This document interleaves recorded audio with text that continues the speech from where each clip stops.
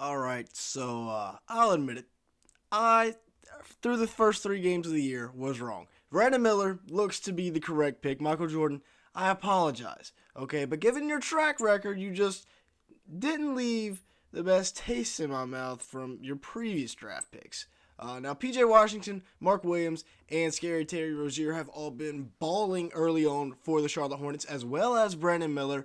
But we got a couple of things we need to take care of. One being injuries, and two being that this man just starts balling, living up to his last name. Gordon Hayward has been as consistent as ever, just waiting on him to get injured. But we are still awaiting the return of Miles Bridges. It will be fantastic the day he comes back, as well as whenever Cody Martin comes back. Not exactly sure what happened to him, but he's been out for like 2 to 3 years.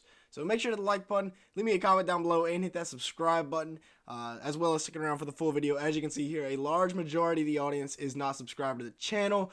And we're going to see if we can try and hit like 11, 12K by the new year. So let's see if we can get that. Kind of an ambitious goal, but we're going to shoot for it. So let's go ahead and get started looking at the Brandon Miller hype train, and I am all aboard. 17.3 points per game on 48% shooting from the field, 42% from three. That doesn't happen very often in your first 3 games in the NBA. Who said he would have a slow start? Please don't go look at my previous 2 Hornets videos because I specifically said he was going to have a slow start. So don't go look at that. But, the more you think about it, he's the perfect archetype for the modern day NBA. He's also averaging 5 rebounds, 2 assists in 29 minutes per game. His per 36 numbers are through the roof. Brandon Miller looks like a superstar in the making in Charlotte. So I must say, we got off on the wrong foot. I apologize, Brandon Miller. I am sorry. Please continue to ball out for my Charlotte Hornets so we are not completely poverty. Now, Big Mark is another guy that is playing very well.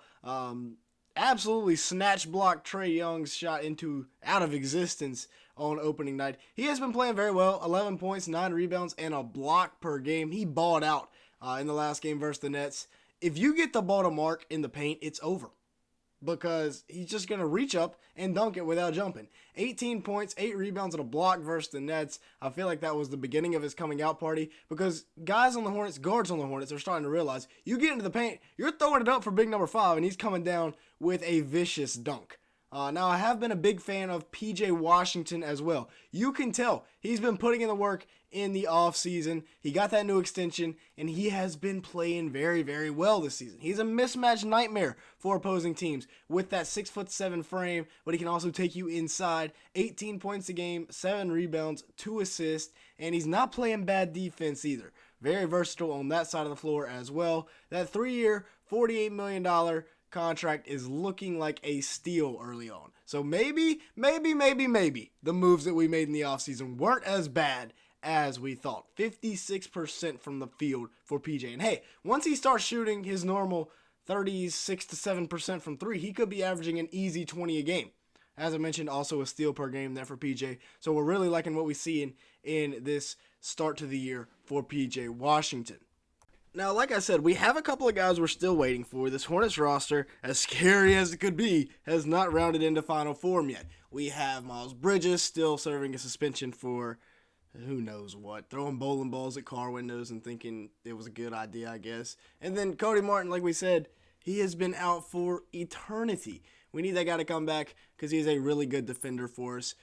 Miles makes us so much better in a multitude of different ways. It starts off with, him and Brandon Miller as our wing duo. That would be elite, especially if Brandon continues to play the rate that he is playing right now, 17.5 a game. I'm loving that. And then it also makes LaMelo Ball so much better because, one, he complements Melo and Brandon Miller by being an interior force, interior presence, whereas Gordon Hayward is just another outside guy.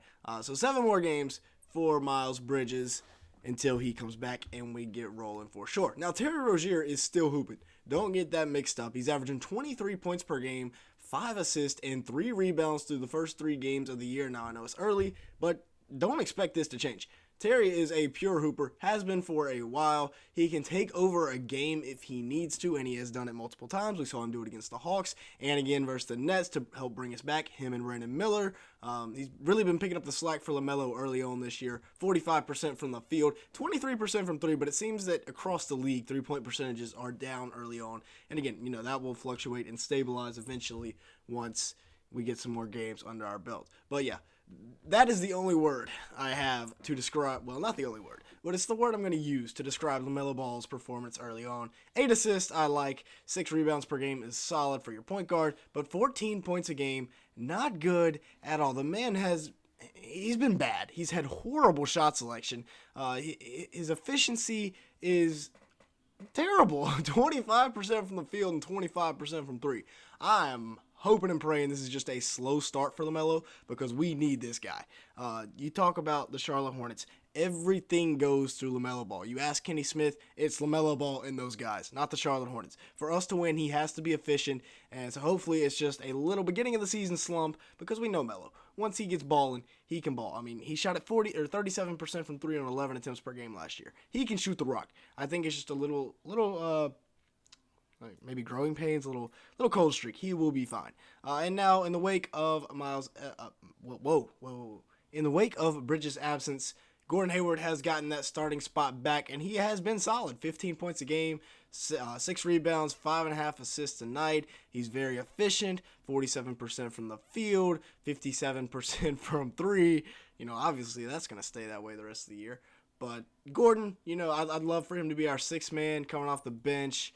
So you have Miles, Brandon Miller, or PJ, and then you got Melo, Terry, and Big Mark. Looking ahead at our schedule, we've got, like I said, 7 games left without Miles, but it is good because the easy part of our schedule comes without Miles. If we lose to Houston tonight, actually in about an hour and 15 minutes from the time I'm recording this video, we tip off in Houston, so we better win that game. If we lose that, I will be upset because we're probably not going to beat Indiana. Indiana has started off very good. I think that's going to be a really good team. Probably going to lose to Dallas. 2 if we don't beat Washington twice. So I'm looking at 3-2 over our next 5. We got to find a way to beat either New York or Miami and stabilize things until Miles can get back. Because once Miles gets back, he's going to save us, I feel like.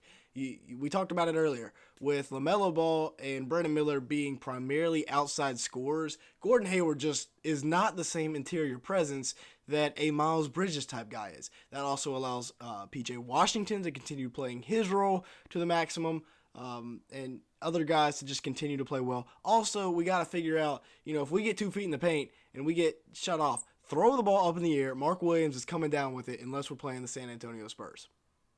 Maybe the Mavs, depending on if Derek Lively's in the game. Those are the only 2 bigs in the NBA that I think will be able to disrupt a Mark Williams dunk. So with that being said, that's going to be it for today's video. Thanks so much for watching. Make sure to like button and hit the subscribe button down below if you did enjoy at any point. Thank you so much for making it this far into the video. And with that being said, thank you so much for watching today's video.